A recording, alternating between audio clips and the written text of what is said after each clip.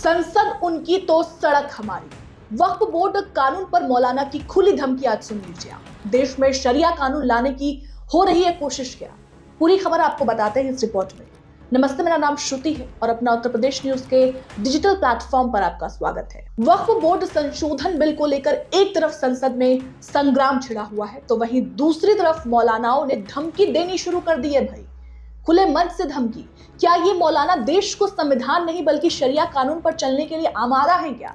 ये बड़ा सवाल है। ओवैसी से लेकर तमाम विपक्षी पार्टियां इस बिल का विरोध कर रही हैं, लेकिन all India Muslim personal law board के मौलाना ने सरकार को खुली धमकी दे डाली है। बेंगलुरु में all India Muslim personal law board के 29वें अधिवेशन के दौरान मंच से कई पदाधिकारियों ने कथित रूप से मुसलमानों को भड़काने की कोशिश की है। जी हां, मौलाना अबू तालिब रहमानी, सैयद तनवीर हाशमी और अन्य सदस्यों ने कहा अब वे अदालतों से भीख नहीं मांगेंगे। गौर से सुनिएगा। रहमानों ने कहा कि सरकार को यह कानून वापस लेना ही होगा। मुस्लिम बोर्ड के नेताओं ने कहा कि संसद उनकी है तो सड़क हमारी है।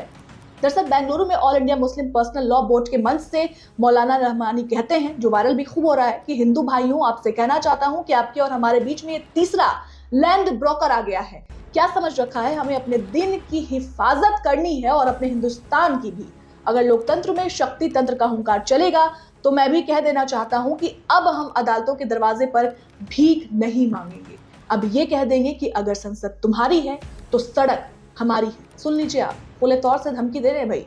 बोर्ड ने आरोप लगाया है कि वक्फ संशोधन विधेयक 2024 देश भर की वक्फ संपत्तियों को हड़पने के इरादे से तैयार किया गया है। रियास ने आगे कहा कि बोर्ड के सम्मेलन में महसूस किया गया कि वक्फ संशोधन विधेयक 2024 को पूरे देश में फैली वक्फ संपत्ति को हड़पने के लिए चतुराई से तैयार किया गया है। उन्होंने आगे कहा कि हमें लगता है कि जेपीसी अपना काम ईमानदारी से नहीं कर रही है। फिलहाल आपको बता दें, वक्फ संशोधन विधेयक पर बनी संयुक्त संसदीय समिति माने जेपीसी का कार्यकाल बढ़ाया जाएगा। अध्यक्ष जगदम्बिका पाल स्पीकर ओम बिरला से मिलकर इसका प्रस्ताव रखेंगे। दरअसल बुधवार को जेपीसी की 8वीं बैठक का विपक्षी सांसदों ने बहिष्कार कर दिया था। आपने संसद टीवी देखा होगा खोलकर। उनका आरोप था कि अध्यक्ष जगदम्बिका पाल बिना तैयारी 29 नवंबर को जेपीसी का मसौदा लोकसभा में पेश करने वाले हैं। विपक्ष की नाराजगी के बाद पाल और बीजेपी सांसदों ने विपक्षी सांसदों से अलग से चर्चा की। इसके बाद जेपीसी के कार्यकाल को बढ़ाने का फैसला किया गया। पाल ने कहा कि जेपीसी अपने विचार में एक मत है। जेपीसी को 6 राज्यों और कुछ स्टेक होल्डर्स की बात सुनना बाकी है, क्योंकि वहां वक्फ और राज्य सरकारों के बीच विवाद है। इसलिए जेपीसी का कार्यकाल जो है अब बढ़ा दिया जाएगा। बहरहाल बड़ी बात क्या है पता है? जिस तरीके से मौलाना खुले मंच से धमकी दे रहे हैं वो डरावनी है। कभी भी कुछ भी करवा सकते हैं भाई ये लोग। भाई मंच से खुली धमकी दे रहे हैं, कह रहे संसद आपकी है तो सड़क हमारी है। क्या इस पर ओवैसी कुछ नहीं कहेंगे क्या इस पर ओवैसी का कोई बयान आएगा क्या? अब तक ओवैसी ने इस बयान का कोई जिक्र नहीं किया है, कोई ट्वीट नहीं किया है।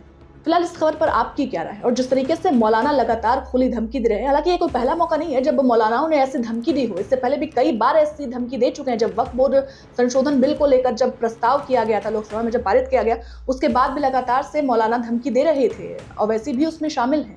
पूरी रिपोर्ट पर आपकी क्या राय है? हमें कमेंट कर जरूर बताइएगा। बहुत बहुत शुक्रिया।